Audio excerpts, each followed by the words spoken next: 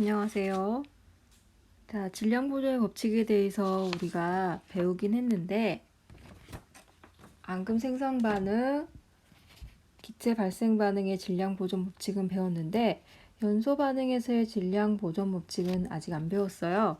그래서 선생님이 강의를 올릴 겁니다. 자, 1차 지필은 질량 보존 법칙 전체를 볼 거예요. 방금 선생님 말한 앙금 생성, 기체 발생, 연소 반응의 질량 보존부터 일정 성분비의 법칙, 기체 반응의 법칙까지 시험 범위예요. 자, 일단 강철솜의 연소인데 강철솜은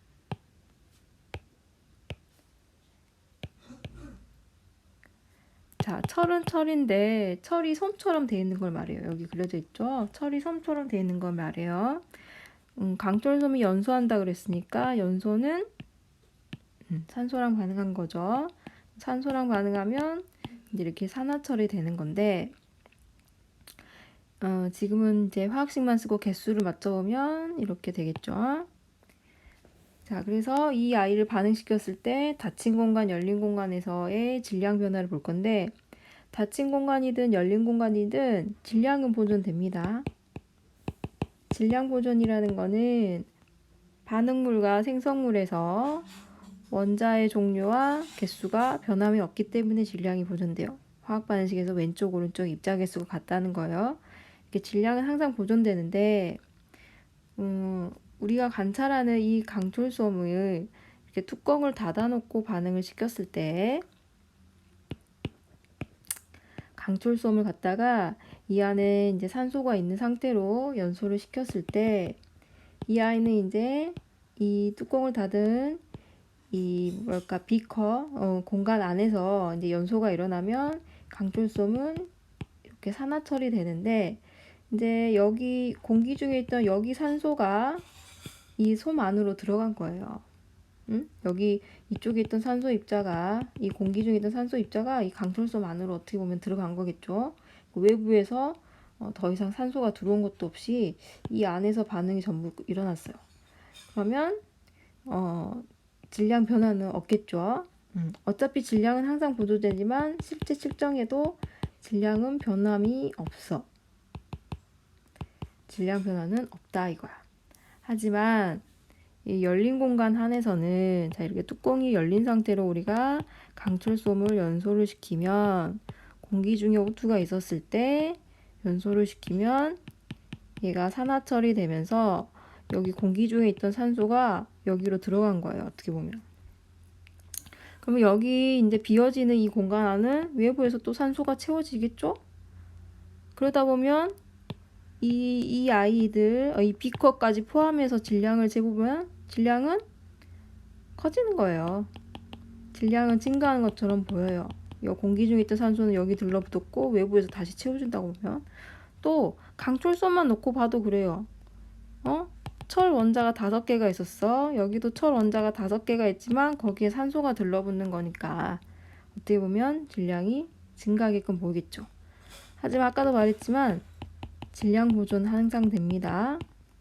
공간이 열려있든 닫혀있든 반응하는 물질, 생성되는 물질의 입자들이 변함이 없기 때문에 질량은 보존되고 실제로 눈으로 봤을 때 이런 강철솜의 질량에는 이렇게 변화가 있다 이거야. 질량 증가라는 변화가 있게 보인다 이거야. 질량 보존은 되지만 헷갈리지 마세요.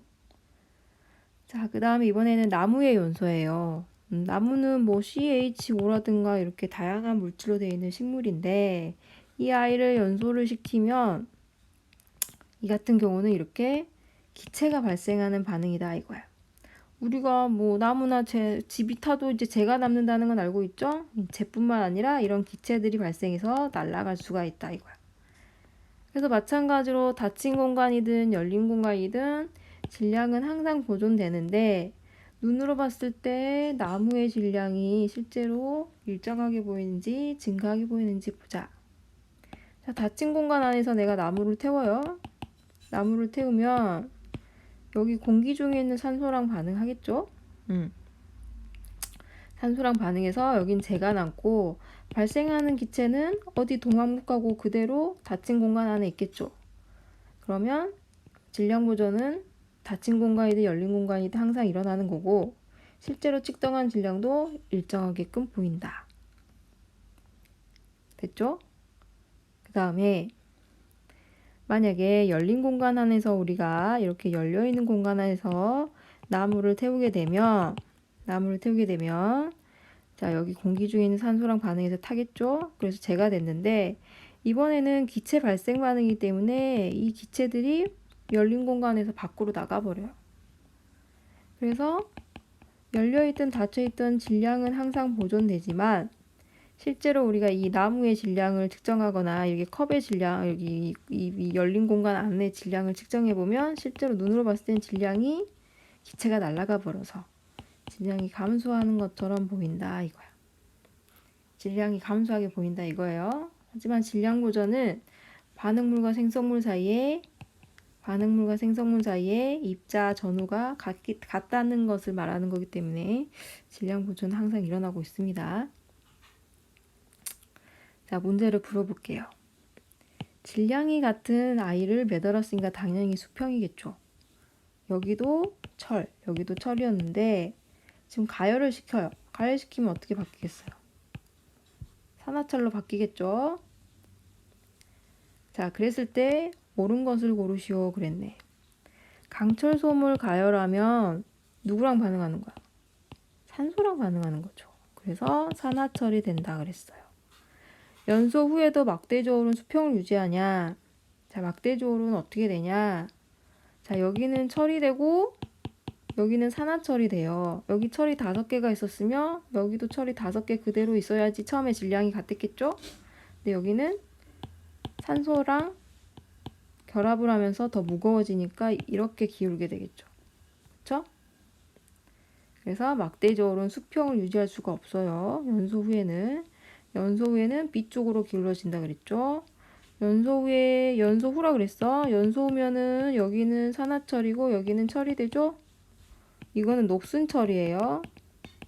당연히 성질이 다르겠죠. 자, 연소 후에 철과 산화철을 이루는 원자의 종류는 다르죠. 자, 열린 공간 안에서 질량이 감소하는 것, 질량 보존 항상 일어나지만 질량이 감소하는 거 찾아보자. 자, 마그네슘이나 강철솜은 금속이에요. 금속의 연소 같은 경우에는 자, 닫힌 공간 안에서는 어차피 누가 나가거나 들어오거나 없으니까 질량이 보존되고 질량도 일정하게끔 보이는데 열린 공간 안에서는 강철솜 같은 경우에 어떻게 됐지? 이렇게 질량은 보존되지만 이 강철솜 실제로 뭐가 들러붙었기 때문에 무거워진다 그랬죠? 질량이 증가한다 그랬죠? 나무에 불을 붙이면 기체가 발생하기 때문에 질량이 감소하게끔 보인다. 그 다음에 이 묽은 염산과 아연, 이거는 금속에다가 염산을 반응시키면 수소기체가 나온다고 저번 그 1학기 시험에서 나왔었어요.